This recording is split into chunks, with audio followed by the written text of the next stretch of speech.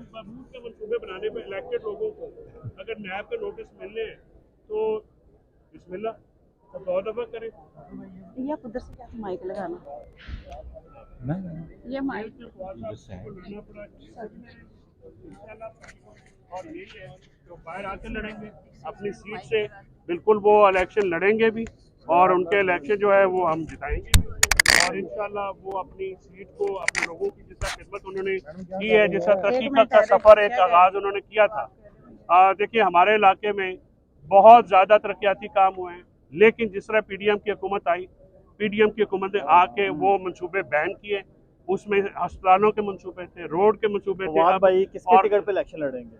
ये आपको सरप्राइज देंगे। आप बताएं ना वो सर आप सरप्राइज नहीं, क्या वो आईपीपी से इलेक्शन लड़ वो क्या आईपीपी से वो क्या आईपीपी आप हतमी नतीजों पे जल्दी क्यों पहुंचते हैं? नहीं, उन्होंने कहा था एक होता है गैर हतमी नतीजा, मैं यही ये गैर हतमी नतीजा, यानी वो आईपीपी में नहीं है। क्वेश्चन ये है कि आखिरी बात ये बताइए, चौधरी भी इलेक्शन लड़ेंगी? हाँ फवाद चौधरी नहीं मेरा नहीं ख्याल, पर वो घर की बात है, मैं मीडिया पे डिस्कस लेकिन वो सोशल मीडिया पे जरूर डिस्कस कर रही हैं आपको कि वो उनके खिलाफ परेशान है, वो होता है कोई नहीं। शिबा चौधरी ने बकायदा आपसे मुतालिक लिखा कि वो आपके खिलाफ अदालत जाएंगी यार ट्विटर पे उन्होंने लिखा है। बात यह है कि वो परेशान होती है, वो बहन मेरी इशू क्या है? वो बड़ी बहन कर लेंगे, घर में बैठ के करेंगे, आपके साथ थोड़ी। नहीं, आप तो इलेक्शन ही लड़ रहे हैं। मैं तो वकील हूँ यार, मैं तो वकालत ही करना चाहता हूँ। अच्छा, तो ये बताइएगा कि इलेक्शन में क्या आपको लगता है कि साबिक चेयरमैन पीटीआई हिस्सा लेंगे, जिस तरह से उनका केस बढ़ रहा है, आगे जा रहा है? देखिए पाकिस्तान तहरीक इंसाफ या जो भी जमात नून लीग को टफ टाइम देगी, जो कैंडिडेट आज़ाद हैसियत में भी उनको टफ टाइम देंगे, उनको ये वॉक ओवर जो है वो देने के लिए नून लीग को उन्होंने जेल में रखा है। फवाद साहब का क्या कसूर है? सिर्फ ये कसूर है कि वो इलेक्शन आए लड़े तो हैंड्स डाउन जीत जाता है, सिर्फ इस वजह से उसको पाबंद सलासल रखा हुआ है ना, और उसका क्या गुनाह है? ठीक है, हालांकि वो तो जहांगीर तरीन साहब के पास खुद नहीं, वो जो भी बात है जहांगीर तरीन साहब का या किसी का भी बात है, बात यह है कि अगर आपने ये बात करनी है तो आप एक हतमी, आपने अगर इलेक्शन इस तरह से करवाने हैं, इस इलेक्शन को मानेगा कोई? इस तरह से इलेक्शन थोड़ी होते हैं। जिस जमात में फवाद साहब है आईपीपी में, वहाँ पे तो बड़ी सहूलियत मैंने तुम्हें ये कहा ना कि तुम लोग बड़े हतमी नतीजे पर जल्दी पहुंच रहे हो और बारो कर रहे हो। सवाल एक दफा होता है, अब कोई और सवाल करो। ठीक है, मैं तुम्हारे सवालों का, मैं वैसे नॉर्मली आजकल मीडिया पे आता नहीं हूँ क्योंकि मुझे पता मेरा भाई जेल में, उसके सख्ती न शुरू हो जाए। मैं बड़ा उसको बड़ा मेरे लिए जो है ना, हाँ सुप्रीम कोर्ट के वकील हैं, बार के मशहूर हैं, बार ने उनके लिए एक रेजोल्यूशन, और सर लेट हुई है, देर से सवेरे आ गई ना। देखिए ये बातें कीड़े निकालने नहीं चाहिए, बार की मेहरबानी हम करते हैं, बार ने हिस्सा से पीछे से खड़ा हुआ है, बार हमारे साथ है, वो सुप्रीम कोर्ट का वकील है और उसके हकूक जो हैं वो मिलने चाहिए।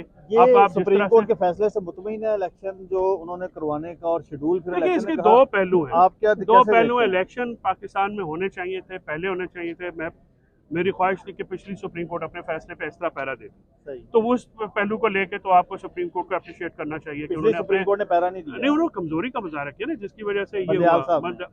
सर नहीं नाम लेते ना, कुछ इखलाकियात होती हैं। मैं सिर्फ ये बता रहा हूं, बेंच पे तो वही थे। नहीं सुप्रीम कोर्ट तो एक ही है, बेंच आते जाते रहते हैं, सुप्रीम कोर्ट एक ही है। आप कह रहे हैं 2 सुप्रीम कोर्ट है।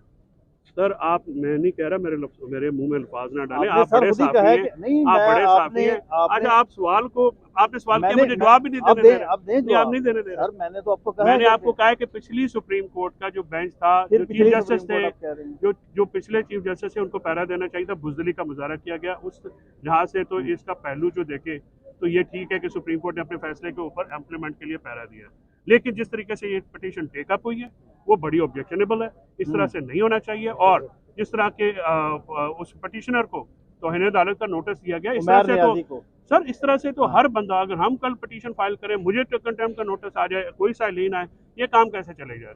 ये बहुत ही ऑब्जेक्शनेबल बात है। बारों को अपना इसमें रोल अदा करना होगा, वकीलों को सियासी वाबस्तगियों से ऊपर उठ के इसका कुछ करना भी होगा, कुछ सोचना भी होगा।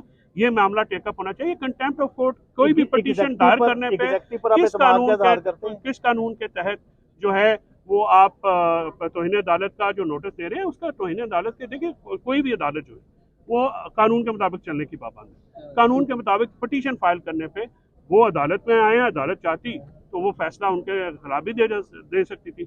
और आरओज और डीसी के खिलाफ उनका एक ऑब्जेक्शन है, वो किसी भी पार्टी का हक है, वो करें। आपका ये इलेक्शन है आरओज के खिलाफ, क्योंकि आपने भी तो इलेक्शन लड़ना है फवाद चौधरी साहब ने। देखिए, मुझे आरओज का अगर ऑब्जेक्शन जब हुआ, जिस दिन भी हुआ, तो मुझे भी पता है कहाँ पे जाना है और कैसे करना है। I will do that. Thank you thank you sir.